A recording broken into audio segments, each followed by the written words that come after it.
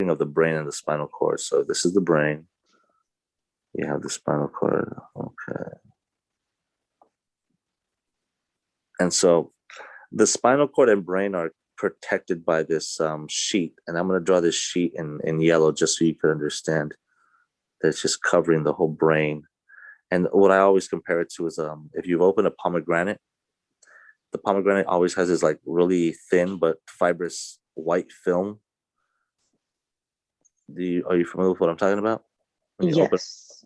And so our brain kind of has the same thing, our brain and spinal cord, and it's a tissue layer, and it's called the meninges. And there's 3 layers to it.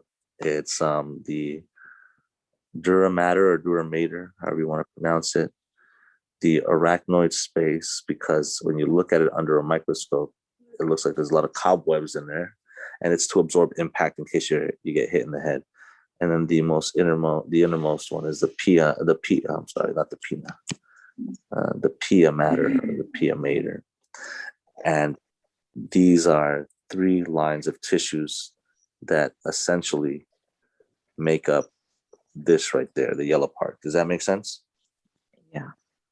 And it's supposed to protect you. It's supposed to keep the fluid that we have inside of our brain, our cerebrospinal fluid. It keeps it inside. Okay. It protects our brain. It protects us from impact in case we get hit in the head. The meninges also keeps pathogenic organisms out, anything that can cause infection. At some point, the meninges could be infected, usually because you have an underlying issue, or children are at high risk compared to adults to develop meningitis because the proximity of their airway to their lining of the meninges is so proximal because they're small. If you can imagine, the kid's brain is really big compared to the adult. So this is where the eyeballs would be. Those optic nerves. You have the nose right here. And you have the mouth. Excuse my drawing, but if you get the gist that their airway is just very close in proximity to the brain, right? And since they're children, their anatomy is relatively immature again compared to the adult. Make sense? Yeah. So when a child develops an upper respiratory infection, it is more common for them to develop meningitis than the adult. That's why when the child has meningitis or an upper respiratory infection, we use, especially if it's caused by staph or strep, in particular strep, we want to put them in isolation, in respiratory isolation, because if they spread that to another child, it's also going to cause issues. Does that make sense? Yes. Okay. Now, going back to just meningitis in general, right? It's when any of the lining of the meninges become inflamed. So I'm just going to draw red right here, signaling that there's an infection going on. And generally speaking, it happens somewhere around here. At least that's where you're going to see the manifestations more obviously, because as the patient tries to flex or extend their neck, meaning they put their head this way or they lift it up that way, it's putting pressure on the lining of the meninges right here, wherever there is flexibility. So you can imagine as the neck flexes downward, this part flexes, and that's where the irritation occurs when you have meningitis. Does that make sense? Yes. Okay. So continuing with meningitis is just, meningitis. It's inflammation of the meninges. And what you have to know are the basic manifestations, the signs and symptoms. There will be something called nuchal rigidity, and that's again the stiffness of the neck because the lining of the meninges is inflamed, and of course that's going to cause issues. Now, right here, I showed you the optic nerve, the eyeballs and the optic nerve, right? So imagine we have the eyes right here, okay, and then we have the optic nerve that extends this way, okay, and it kind of goes like that. Keep in mind that the meninges are in the pathway of the optic nerve, as you can see right here. So whenever you have any meningitis or meningeal irritation, it's going to affect your optic nerve as well. At least it may. So you're going to have things like photophobia. Make sense? Yes. Okay. Aside from in meningitis, you're also going to have like systemic indications of infection, increased fever, tachycardia, things like that. But I want to focus on the main issues for meningitis. So keep in mind that we have a lot of nerves. We have a lot of nerves that extend. We have cranial nerves and we have the peripheral nerves that go all throughout the body. And I think you can appreciate the idea that if these nerves are connected to the spinal cord right here, if you have an area where there's a connection of the peripheral nerves and you have some type of inflammation as outlined by these little red lines, well, then it's going to cause an increased electrical activity at that location. So you're going to have this type of movement. We have two particular tests that we utilize. We have something called Kernig sign. You familiar with Kernig sign?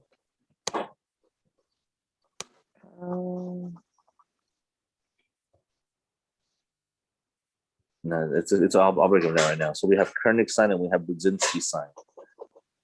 Okay. Yes. Okay. And so just let me know when you get them down. Go ahead. Okay. And so, and actually, hold on, I made a mistake. I spelled it. Okay, so Kernig sign, write down right here, Kernig's, is when the child is supine. I say child, but it could be any age. And you have one leg that's out that way. And what we're trying to do is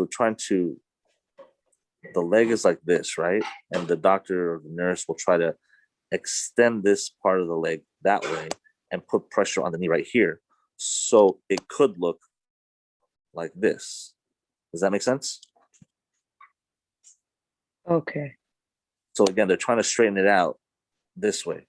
And I draw the arrows to show you that where the leg, the bottom leg, the lower leg is going to go and how pressure is going to be placed on the knee. Well, when somebody has Kernig sign, remember that these nerves are sometimes inflamed because of the infection. So there's going to be an increased excitability of muscular and electrical activity, and they will be unable to extend the leg. So it'll stay relatively flexed. Does that make sense? Yes. Okay, that's Kernig sign. Again, you will not be able to extend the leg out. And then we have Brudzinski sign. Brudzinski is very similar.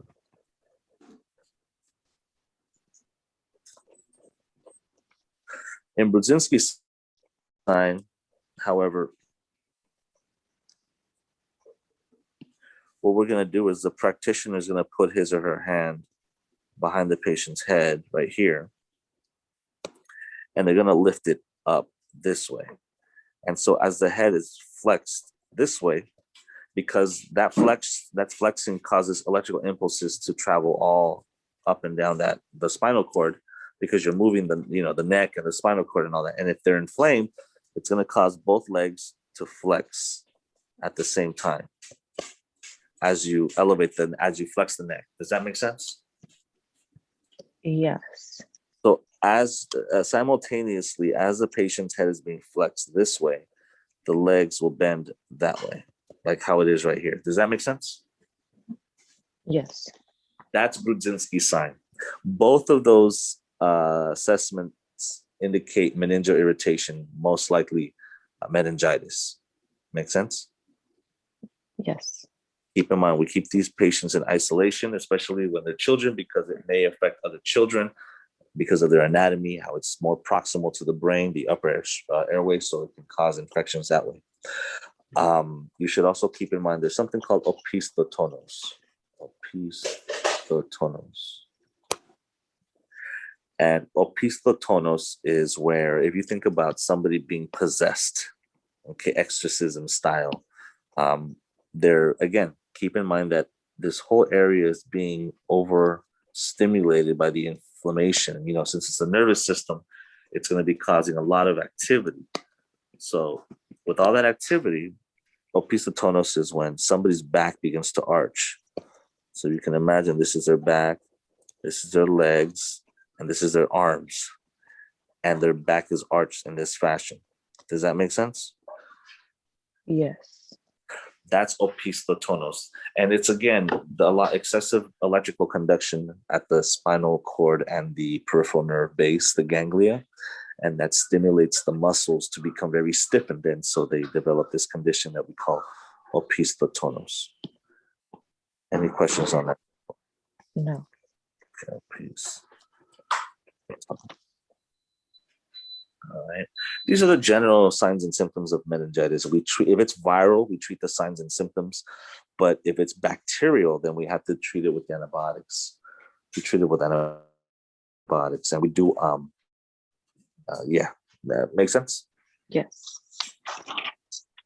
Keep in mind that when somebody does have meningitis, we do spinal taps or any type of withdrawal of the cerebrospinal fluid, so we can assess the cerebrospinal fluid to see if it's infected with any particular microorganisms. And when it comes to immunocompromised patients, they may develop meningitis, but it'll probably be caused by a fungal infection. So fungal infections are usually for when somebody is immunocompromised. Make sense? Yes. Okay. Any questions on this? No. All right. Let me know when I can clear it out. You can clear it.